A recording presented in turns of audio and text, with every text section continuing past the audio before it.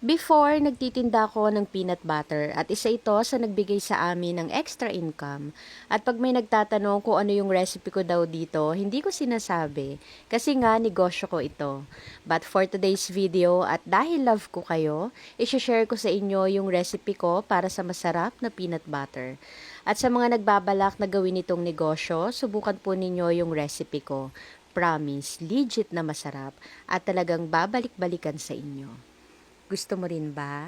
Tara, luto tayo. Sa recipe na ito, iunahin na nating lutuin yung mani na may balat. Kung gusto pala ninyo na gumamit dito, yung isang klase ng mani, pwede rin naman po. Pero ako kasi, ito talaga yung ginagamit ko pag gumagawa ko ng peanut butter. Bali sa isang pan, maglagay lang tayo ng mantika at lutuin na nga natin itong mani. Sa pagluluto pala nito, mahinang apoy lang yung gamit ko at tuloy-tuloy ko itong hinahalo hanggang sa maluto na nga yung mani. Malalaman pala ninyo na luto na ito kasi maaamoy nyo yan. Sobrang bango or ang bango-bango at ganito na nga yung kulay. Pag okay na, ahunin na natin ito, tanggalin na rin natin sa mantika. At habang mainit pa yan, maglagay na tayo dito ng butter. Haluin lang natin ito ng tuloy-tuloy hanggang sa matunaw na yung butter.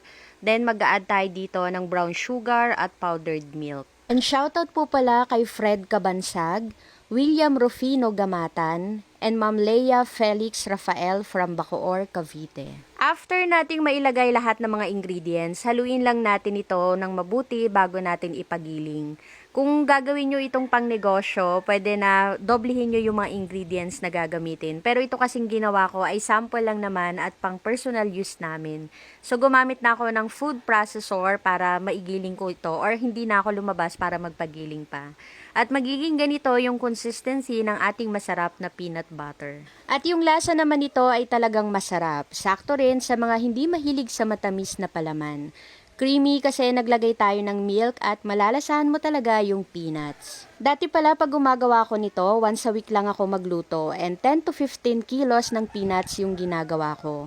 May reseller din kasi ako nito kaya maramihan pag gumagawa na ako. And update na lang din pala sa ginawa kong peanut butter. After 4 days, ito na lang yung natira. At kung mapapansin ninyo, hindi siya nagkaroon ng mantika sa ibabaw at hindi rin tumigas. Ganito kasarap yung ginagawa kong peanut butter. Gusto mo rin ba? Tara, kain tayo.